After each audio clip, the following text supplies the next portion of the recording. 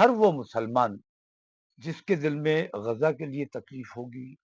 یا ہندوستان میں جو ظلم و ستم ہو رہا ہے، حکومت نے باقاعدہ مسلمانوں کے خلاف اعلان جنگ کیا ہوا ہے۔ ان میں مکھ منتریوں میں ہور چل رہی ہے کہ ہم مطلب کون کتنا بڑا ہندو ہے، جو مسلمان کو زیادہ ستا سکتا ہے وہ زیادہ بڑا ہندووادی ہو گیا۔ ہریانہ میں جیسے عید کی چھٹی کینسل کر دی گئی، اس قسم کی جو حرکتیں ہو رہی ہیں، میں یہ پوچھنا چاہتا ہوں، جیسے اورنگزیب کا ذکر بہت ان دنوں چلا، اور میں بہت ان ہندووادی سنگٹھنوں کا میں بہت شکریہ ادا کرتا ہوں، اورنگزیب کا ذکر کر کے جو ہمارے بچے ہماری تاریخ بھول چکے تھے، ہمارے بچے ہماری تاریخ کو نہیں سمجھ پا رہے تھے، ان لوگوں کو بھی یہ پتا چل گیا، انہوں نے بھی کھنگالا کہ اصل میں اورنگزیب کیا ہے، انہوں نے بھی سمجھا اورنگزیب کو، اور وہ عام ہندو جو ان تمام چیزوں کو نہیں سمجھتا تھا اور نہیں سمجھنا چاہتا تھا، اس نے بھی آج یہ سمجھ لیا کہ بابر اصل میں ہندوستان آیا نہیں تھا، اس کو بلایا گیا تھا، اور بابر نے ہندوستان پر کبھی حملہ نہیں کیا، بابر نے ابراہیم لودھی پر حملہ کیا تھا رانا سانگا کے کہنے پر، اور رانا سانگا نے چونکہ ان کے ساتھ دھوکہ کیا، انہوں نے کہا تھا آپ ادھر سے دلی پہ دباؤ بناؤ، ہم ادھر سے آگرہ کی سائڈ سے دباؤ بناتے ہیں۔ رانا سانگا کی کوشش یہ تھی کہ بابر آئے یہاں حملہ کرے، اور جو وعدہ کیا تھا وعدہ خلافی بھی کی، انہوں نے آگرہ کی طرف سے حملہ نہیں کیا، صرف انہوں نے یہ چاہا کہ یہ دلی کو تہس نہس کرے، لوٹے اور لوٹ کے چلا جائے، اور اس کے بعد ہم وہاں قبضہ کر لیں۔ لیکن ان کی مہارانا سانگا صاحب کی اس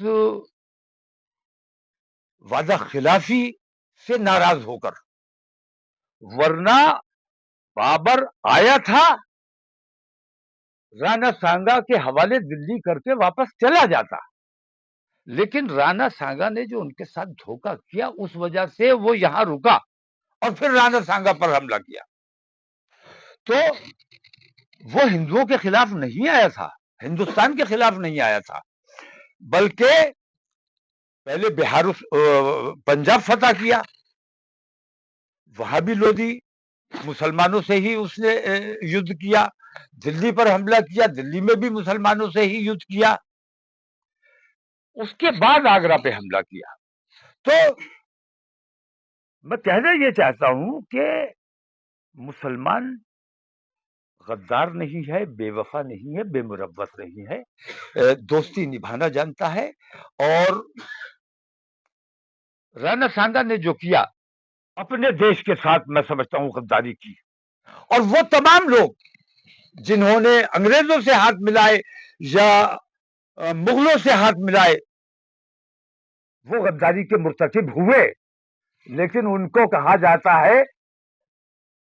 ویر ساورکر، معافی ویر جو تھے ان کو ویر ساورکر کہا جاتا ہے، ان کو سر پر بیٹھایا جاتا ہے صرف اس لیے کہ وہ انگریزوں کے وظیفہ خوار تھے، 60 روپے مہینہ انہیں ملتا تھا،